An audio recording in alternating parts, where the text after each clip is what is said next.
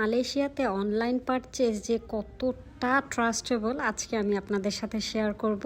So hello everyone, আসসালামু আলাইকুম। আমি Srabani Mahmud Khan and welcome back to my channel. আমাদের ফার্স্ট বিগ পারচেজ ছিল এই গাড়িটা, যেটার দাম প্রায় বাংলাদেশি টাকায় 60,000 টাকার মতো ছিল। ওই গাড়িটা যখন অনলাইনে অর্ডার করি তখন যে কি ভয় লেগেছিল যে আসলে ভুলভাল দিয়ে দিবে কিনা। আমাদের দেশে সাধারণত যা হয়, এই প্রথম অনলাইনে কোনো কিছু কেনার পর আমাদের পাসপোর্টের দরকার হলো, তো আমি 7-Eleven আমাদের প্রোডাক্টের অ্যাডভান্স ফুল পেমেন্ট করে আসছি অ্যান্ড সাথে ভিডিও করে রাখছি। এছাড়া ওনারা তো রিসিট দিবেই, কোনো ঝামেলা হলে ওই রিসিট দেখালেই আপনার সব কিছু প্রবলেম সলভ হয়ে যাবে। পেমেন্ট করার 2 দিন পর এই যে পার্সেল নিয়ে আসছে আমার হাজবেন্ড, যে এত খুশি, আর তার খুশি দেখে আমারও অনেক ভালো লাগতেছিল।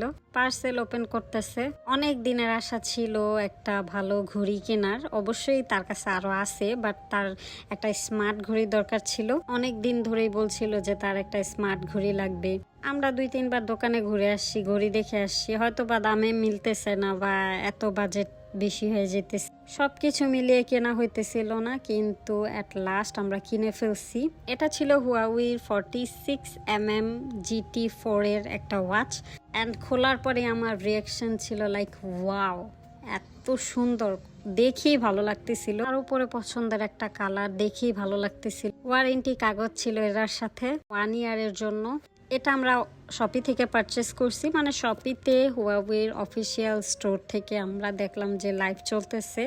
ক্রিসমাস উপলক্ষে অনেক বিশাল একটা ছাড় ছিল, অ্যান্ড হয়তোবা আমরা এই সুযোগের অপেক্ষায় ছিলাম। লাস্টলি আমরা পারচেস করে ফেলি। কোম্পানির লোকেরা এসে আমাদেরকে ডেলিভার করে, অ্যান্ড আমার হাজবেন্ডকে বলছে পাসপোর্ট নিয়ে নামতে হয়, এবং তারা ছবি তুলে রাখে, কারণ এটাই যদি কোনোভাবে প্রবলেম হয় তারা ফেরত নিতে বাধ্য থাকবে, অ্যান্ড আমাদেরও টাকা তাদের পেমেন্ট করতে হবে। ঘড়িটা এত সুন্দর ছিল, ফেরত দেওয়ার তো কোনো কথাই আসবে না। তাছাড়া আমার আর আমার হাজবেন্ডের এত পছন্দ হয়েছে, সব ধরনের স্মার্ট টেকনোলজি এটার মধ্যে ছিল। একটা মোবাইলে সাধারণত যা যা থাকে এটার মধ্যে তাই আছে।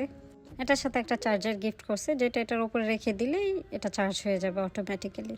অন্যদিকে বাংলাদেশে এই অনলাইন বিজনেসে এত ফ্রড হয়েছে যে মানুষ 60 টাকা বা 80 টাকা ডেলিভারি চার্জ কেউ অ্যাডভান্স পেমেন্ট করতে চায় না। মালয়েশিয়াতে যে কোনো পার্সেল যত কম দামি এবং বেশি দামি হোক, তুমি যদি কিনো, তোমার যদি পছন্দ না হয়, তাহলে তুমি পরে 1-2 দিন পরে ওটাকে ফেরত দিয়ে দিতে পারবে, ফ্রিতে ফেরত দিতে পারবে। প্লাস তুমি যেই টাকাটা পে করছো ওইটা ওরা ফেরত দিবে। তারা যদি টাকা ফেরত না দেয় বা তোমার কমপ্লেন না মানে, তাহলে তুমি শপিতে কমপ্লেন করতে পারবে, অ্যান্ড তারা তার বিজনেস নষ্ট করে দিবে। সে আর এই অনলাইন প্ল্যাটফর্মে বিজনেস করতে পারবে না, এরকম নিয়ম।